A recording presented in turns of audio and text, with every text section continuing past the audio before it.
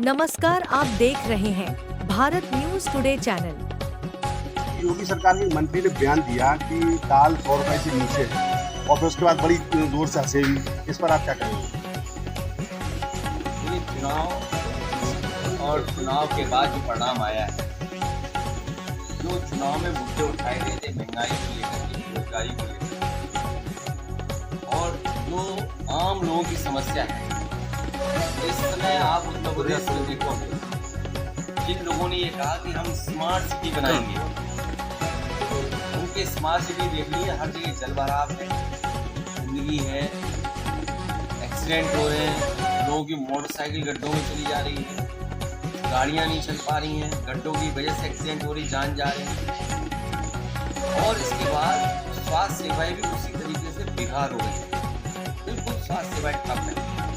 अभी जो हाथरस में घटना हुई वो भी प्रशासन का फेलियर था, अधिकारियों के खिलाफ कार्रवाई हुई है और जब कार्रवाई की है सरकार ने, तो सरकार ने स्वीकार किया है कि जब अनुमति दी थी तो अनुमति होने के बाद जो पर्याप्त सुरक्षा, पर्याप्त अधिकारियों का इंतजाम होना चाहिए था, वो सरकार ने नहीं किया।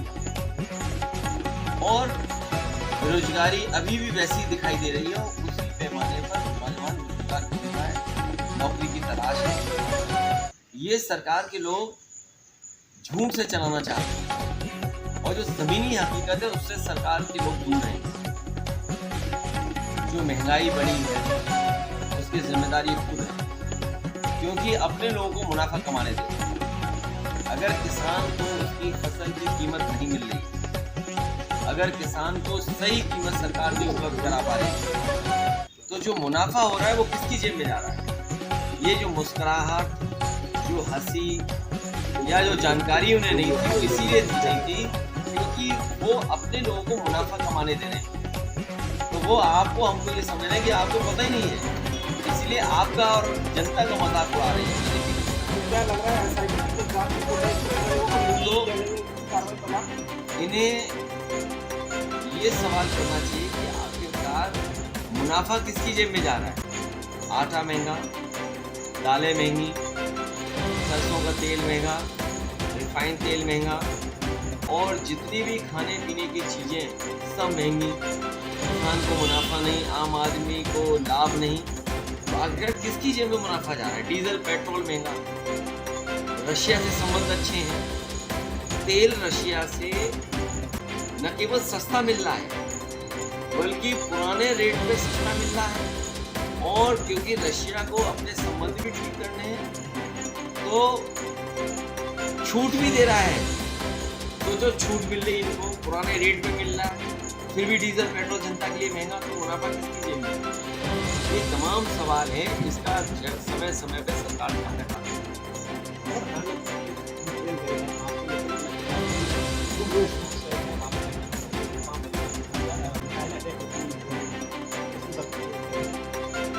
अभी इस पे कोई भी स्टेटमेंट नहीं देना है। अभी जब लोकसभा में प्रधानमंत्री जी अपना पक्ष रखेंगे उस समय कई सवाल पूछे जाएंगे।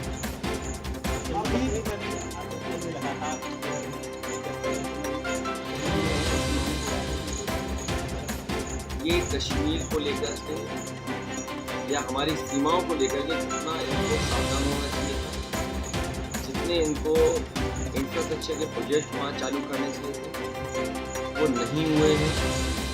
फोर्स को पर्याप्त टेक्नोलॉजी के साथ साथ पर्याप्त जो जानकारी मिलनी चाहिए, इनके इंटेलिजेंस फेलियर है, उसकी वजह से न केवल हमारी इंटरनल सिक्योरिटी खतरे में बल्कि हमारे बॉर्डर की भी सिक्योरिटी खतरे में है। और चीन के सवाल पर सरकार कुछ बोलती नहीं। सुनने में आ रहा है, अखबारों में पढ़ने को मिल रहा है कि बड़े पैमाने पर ज़मीन कब्जा हो गई है। आपके कई अखबार के साथी हैं जिन्होंने खबरें भी बनाई हैं और चलाई भी हैं। और सुनने में आ रहा है कि आज जो खबर आई है, ज़मीन का सबसे बड़ा घोटाला और ज़मीन को भूमाफिया, ये अभी तक तो दूसरों को कहते थे, वो इसीलिए कहते थे कि आपका ध्यान दूसरी तरफ चले जाए।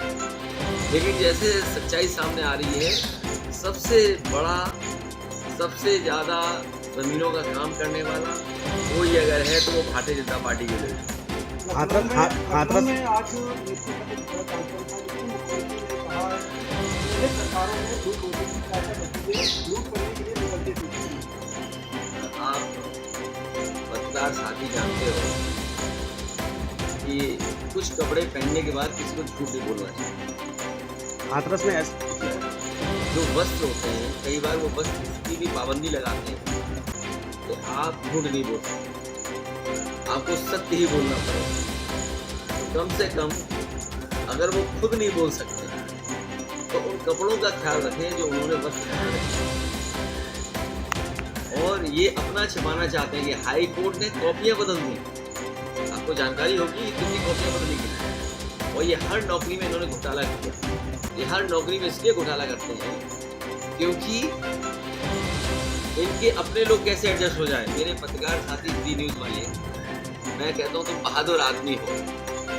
सैफई मेडिकल यूनिवर्सिटी में जाना और एक एक बच्चे से पूछना, राजस्थान के जो बच्चे वहाँ नौकरी पाए हैं उनसे क्या वसूला गया है या उनके कोई वजह रही होगी जिसकी वजह से उन्हें सैफई के मेडिकल यूनिवर्सिटी में नौकरी मिल गई। तो इतनी बड़ा सवाल आपने पूछा है तो मैं